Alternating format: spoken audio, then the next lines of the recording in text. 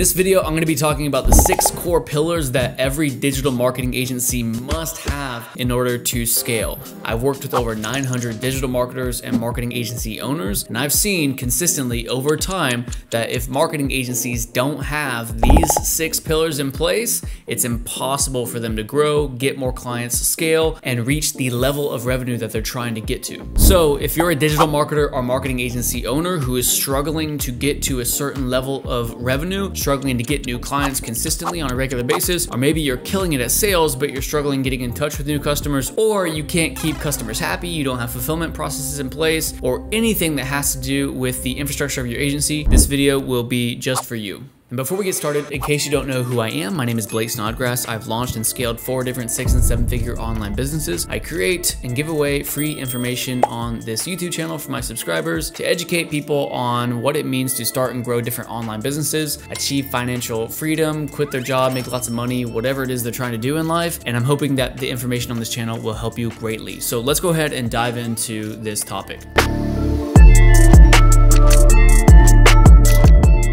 So these 6 core pillars that any marketing agency should have really kind of represent the flow of how a new client flows to and through your agency. So from the first time you have initial contact with a prospective client to how they go through your sales process, how you close a deal with them, how you onboard them, how you start fulfilling their services, and how you retain them and communicate with them over the lifetime of them being with your agency, right? So the core pillars, let me just give you a quick rundown, are lead generation. So not like generating leads for your clients, but actually generating leads for your own business. Lead generation, talking to new prospective clients. There is the sales process, there's closing, onboarding, fulfillment, and account management. Those are these 6 pillars. And just like I said in the introduction of this video, I've seen over time that it's really impossible for marketing agencies to scale without having each of these core pillars in place and strengthened and really rock solid. This is like the foundation of your marketing firm if you truly want to get it to scale. So number 1 is lead generation, okay? This is the process, whether through organic client attraction or through paid advertising. It's the process of getting new prospective clients to reach out to you and inquire about your services. I've done videos on my YouTube channel, you should go check them out, about my favorite organic and paid methods for getting clients. Organic methods such as like building up an audience on social media, building that brand credibility, and then begin to post valuable content to be able to draw people into yourself and generate inbound leads for yourself. People reaching out to you because they've seen what you do online, they feel like they know you because they've consumed some of your content, and that will generate inbound appointments for you. Also things like outbound messaging, could be cold email or cold calling. I'm not a big fan of the cold stuff, but just putting yourself out there and doing some outbound prospecting will put you in front of a lot of business owners that you can talk to. And then of course there are paid methods such as Google ads, Facebook ads, YouTube ads. These are all methods that I have used to put my message in front of people, have them book appointments and calls with me, and then close them on retainer for our marketing services. Okay, so that's lead generation, organic and paid lead generation, putting ourselves out there, getting people to reach out to us and inquire about our marketing services so we can hopefully move to the next step, which is the sales process. Okay, so pillar number 2 is the sales process. We want to make sure that we have a clearly defined sales process and a clearly defined way we go about closing deals with prospective clients that come in through our lead generation process. So for us in our agency, we did a 2-call close, meaning whenever someone inquired with us about our services, we would have an intro call where we would quickly qualify them and see if they were a good fit for our agency. And then we do what we call a demo call, which is where we do a full-length, basically pitch call, where we present to them our full service offerings and the exact offer we want to do for them, the exact service we want to fulfill for them. And hopefully at the end of that deal, we can actually close them on retainer, which of course is the next pillar of this entire process, which is closing, okay? Now getting good at closing, getting good at actually transitioning a prospective client from just the talking to them phase, part of the sales process, the intro call and doing the demo call, etc., and actually getting them over the line to where they're actually paying you money, paying you thousands of dollars to handle and manage their marketing. That whole skill really comes down to studying and learning the art of sales, okay? And this doesn't have to be some crazy like voodoo type of thing. You just need to get really good at identifying a prospective client's pain points, understanding the psychology of that person and like like what pain points they have, what desire points they have, what bottlenecks are in their business that you can help solve. And as long as you position your product or service as the bridge to get them from where they are now to where they want to be, whether that's increased revenue or increasing their revenue for the sake of removing themselves from the business so they can spend more time with their family, like whatever their underlying need is, we want to position our product or service as the bridge to help them go from where they are now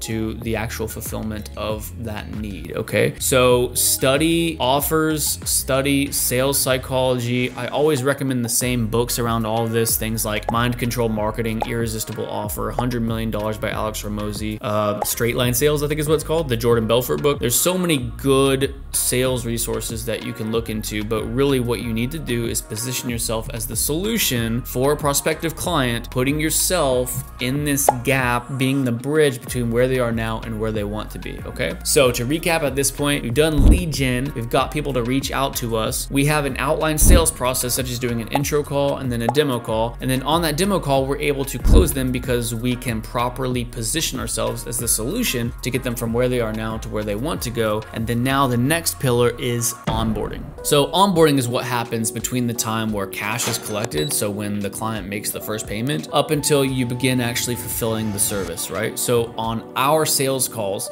once the deal is closed, we go ahead and tell this new client about what the next steps are. And for us, again, this is just what my agency does. We tell them, okay, now that you're on board, the next steps are we need to go ahead and schedule your onboarding call with our account manager.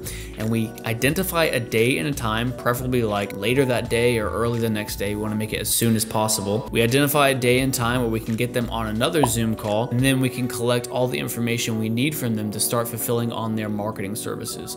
So let's say we're launching a Facebook ads campaign for them or a Google ads campaign for them, or we're starting to do SEO on their website. We want an onboarding call where we can collect a bunch of information from them, such as what products or service they want us to start advertising, access to their Google My Business listing or their website so we can start doing SEO. We want to make sure we have everything we need from the client to hit the ground running with fulfillment, okay? So on the actual sales call, after you've collected the payment, after everything is all good, all gravy, you send them contracts if you need to, you go ahead and set the onboarding call. You tell them on that sales call what to expect for the onboarding call. So basically you prep them as to what information they are going to need to bring to the onboarding call. And then of course, once the onboarding call happens, after that, you should have all the information you need to get started on fulfillment. And just like that, we move on to the next pillar, which is fulfillment, okay? So fulfillment is of course the fulfilling of whatever service your agency is doing for your new client. This could be something like Facebook ads or Google ads, YouTube ads, TikTok ads,